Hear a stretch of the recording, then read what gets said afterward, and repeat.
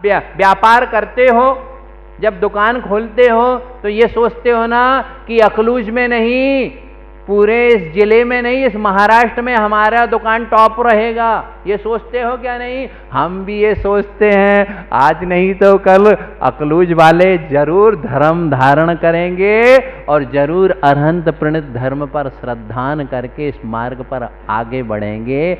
हम सोचते हैं धर्म जब सुना एक सांप की पर्याय में नाग नागिन ने तो वह बन गए, एक कुत्ते ने सुना अरे यहाँ के अकलूज वाले तो बहुत दिमाग वाले हैं और दिलदार हैं, आप लोग धर्म सुन रहे हो तो महावीर जयंती का मुहूर्त अच्छा होता है, दीक्षा ले लेना, चिंता नहीं करना, अभी नहीं तो जाके प्रदुम जी से कहोगे महाराज जी किस रूट पर विहार कर रहे, चिंता नहीं करना, मैं रहने वाला ज़्यादा समय नहीं।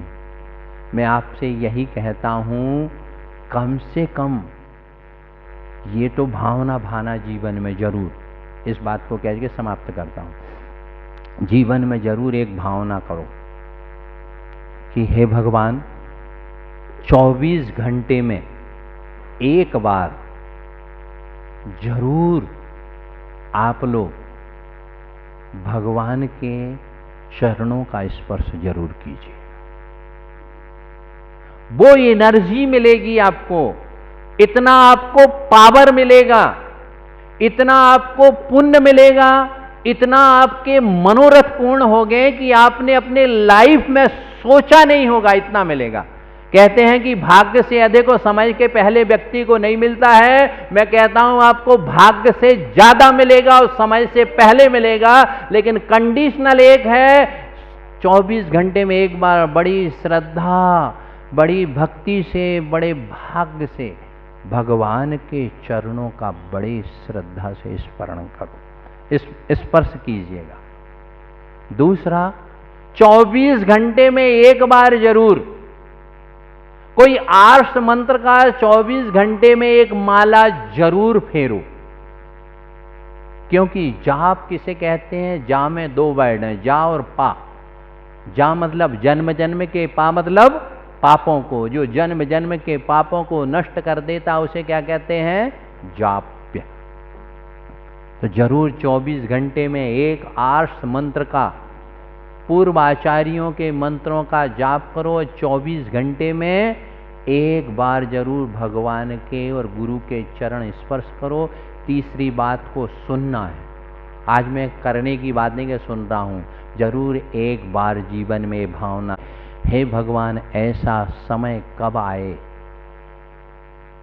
जब मैं दिगंबर भेष को धारण करूं। बनना नहीं महाराज, बिल्कुल नियम ले लो, जितने भी माताजी महिलाएं बैठी वो नियम ले लो, आरी का नहीं बनना। जितनी भी ब्रह्मचारिणी बैठी हैं जिनकी शादी नहीं है वो नियम ले लो कि जरूर हम नहीं बनेंगे ब्रह्मचारिणी, परंतु ये भावना जरूर भाओ कि इस मनुष्य जन्म को प्राप्त करके हे भगवान मैं संत बन जाऊं, मैं आरिका बन जाऊं, ये भावना जरूर भाना। ये भावना भाली ना तो आपका भाव परावर्तन रुक जाएगा। आप लोगों ने आज धर्म कितना सुना मैं ये नहीं जानता हूँ, मैं तो ये मानता हूँ आदमी ने खाया कितना है महत्व इसका है। घर में माल कितना है, मम्मी ने या पार्टी में बना कितना है, महत्व इसका नहीं, आपको मिला कितना है और आपने खाया कितना है, और खाने के बाद आपको सप्त धातु में कितना परिवर्तन हुआ। आप लोगों ने धर्म की बात तो सुनी अच्छी, मैंने पहले कहा कि कान कितने होते हैं, ऐसा दृष्टांत नहीं करना कि महाराज जी आचार्य श्री आपका आपको अर्पण, और फिर बोलो जावाणी के सिद्धेभ्यो नमः।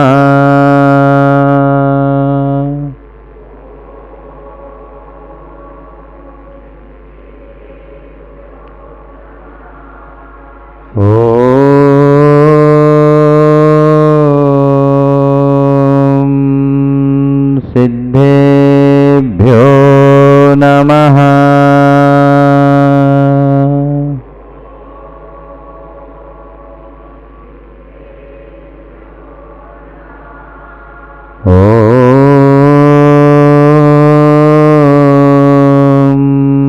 सिद्धेभ्यो नमः।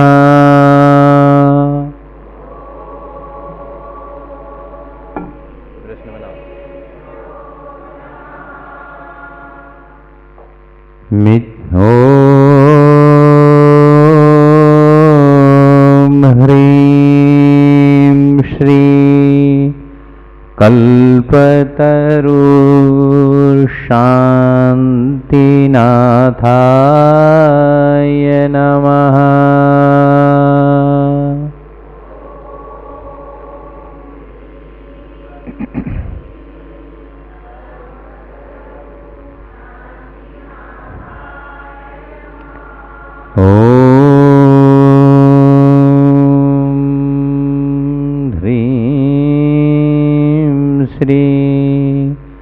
कल्पतरुशान्तिनाथाय नमः।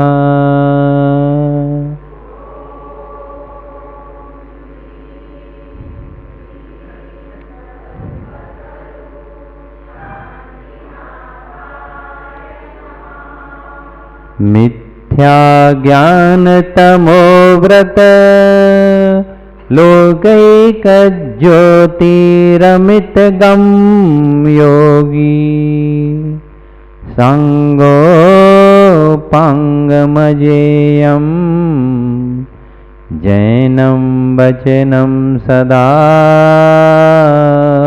वंदे। श्री परमात्मा के प्यारे प्यारे भक्तात्माओं,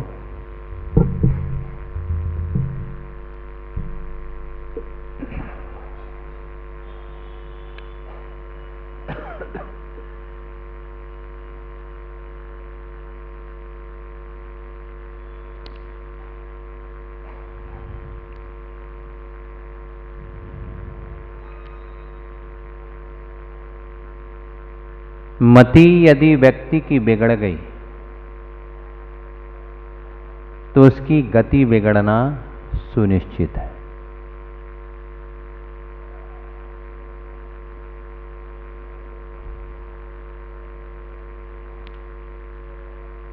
विनाश कालेन विपरीत बुद्धि।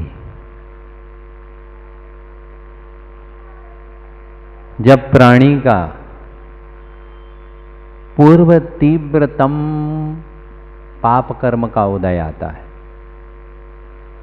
तो उस समय वह नहीं करने योग्य भी कार्य को करने लगता है। वैसे ही उसे निमित्त मिल जाते हैं, वैसी ही उसकी बुद्धि हो जाती है, वैसे ही उसे प्रेरक मिल जाते हैं, प्रेरणा करने वाले, और उसकी मति भी वैसी ही हो जाती है। सीता का हरण होना निर्धारित था। लक्ष्मण ने प्रयत्न किया, राम ने प्रयत्न किया, सभी क्या हो गए? निष्फल हो गए।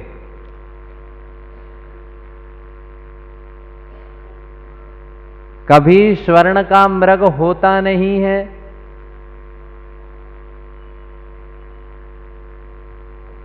राम गए, उसके बाद लक्ष्मण गए तो लक्ष्मण रेखा को खींच के गए और कहा शक्ति रेखा। मंत्र शास्त्रों का उल्लेख है, दिग्बंधन और एक वलय बना दिया जाता है,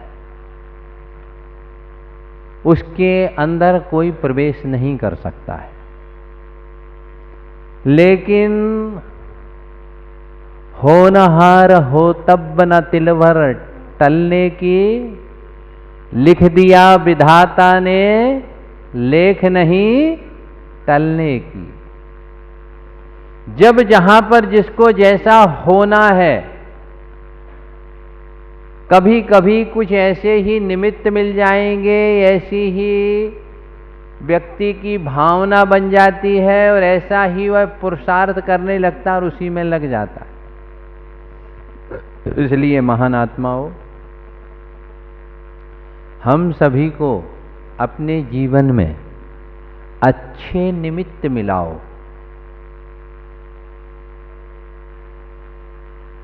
हमको अच्छी भावना रखना चाहिए। आप अपने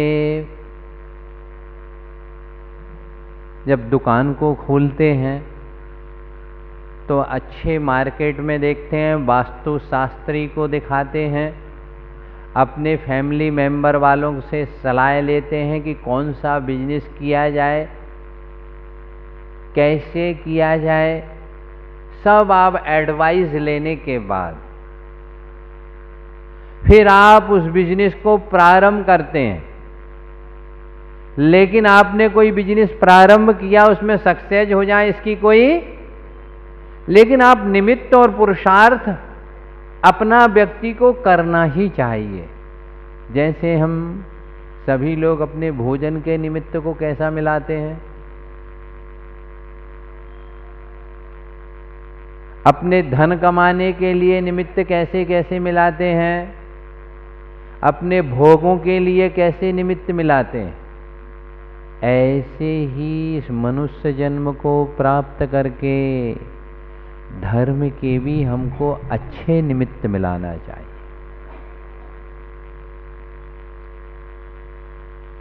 पुरुषार्थ हमारे हाथ में है। कल अर्थात भविष्य हमारे हाथ में नहीं है। भविष्य की यदि हम योजना में, आज का व्यक्ति अपने जीवन की सुख और शांति को भंग कर रहा है, और भूत में यदि हम पड़ जाएंगे तो हमारे पीछे कौन लग जाता है? भूत लग जाता है। कहते ना, मंत्री को क्या कहने लगते? भूतपूर्व। इसलिए जीवन में अधिक भूत और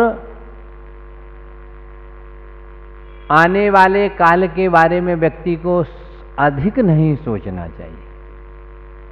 वर्तमान में, हमारे जीवन में, क्योंकि वर्तमान हमारे सामने है, आज का दिन हमारे पास है। जो कल का दिन चला गया और जो आने वाला कल का दिन है, उसकी अपेक्षा से वर्तमान के समय का हमको सदुपयोग करना चाहिए। परंतु व्यक्ति क्या करता है? भविष्य की चिंता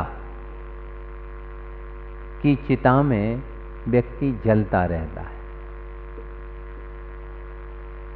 और जो आपने कल क्या खाया, इसके बारे में सोचते हो? क्या ये सोचते हो आज क्या खाना है और अभी क्या खाना है? हमको शुभम शीघ्रम, शुभ परिणाम इस पंचम काल में भोग और भोजन की दौड़ में इस प्राणी के शुभ परिणाम बनते नहीं हैं और शुभ निमित्त मिलते नहीं हैं। याद रखो, यदि ये शुभ निमित्त और शुभ परिणाम मिल जाएं तो आपकी भाषा में क्या कहते हैं? चांस मिल जाए तो डांस जरूर कर लेना चाहिए।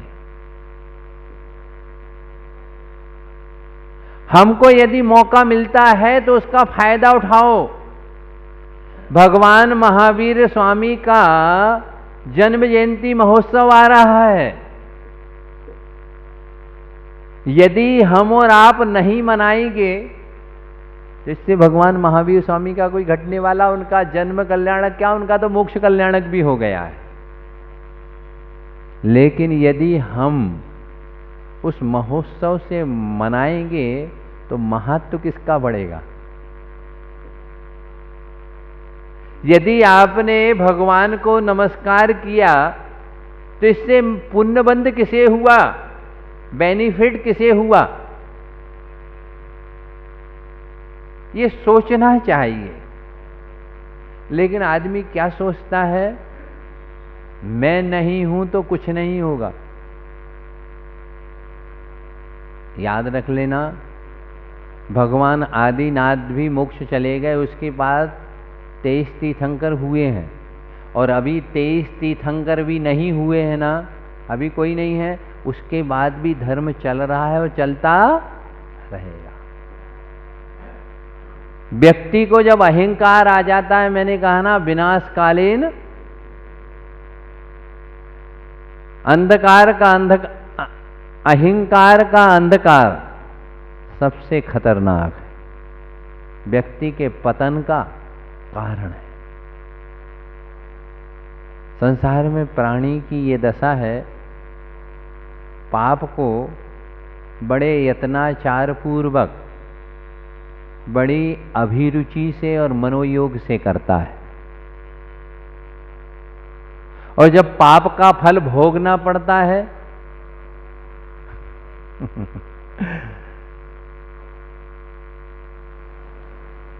उस समय व्यक्ति रोता है और वो कहता है, हे भगवान मेरी उलझाओ सुलझन।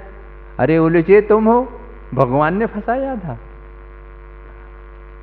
क्या आपको भगवान ने फंसाया था? व्यक्ति स्वयं पाप का जाल बनाता है। मकड़ी क्या करती है? बस यही सिद्धांत संसार के प्राणियों की दशा है। स्वयं हम पाप का आश्रय, पाप के निमित्त पाप का पुरुषार्थ करते हैं, और जब उसका कर्मोदय आता है उस समय हम रोते हैं। परंतु ये सोचना चाहिए, याद रखना, यदि जीव की भावना अच्छी है तो मैं कहता हूं उसका भाग्य अच्छा होगा।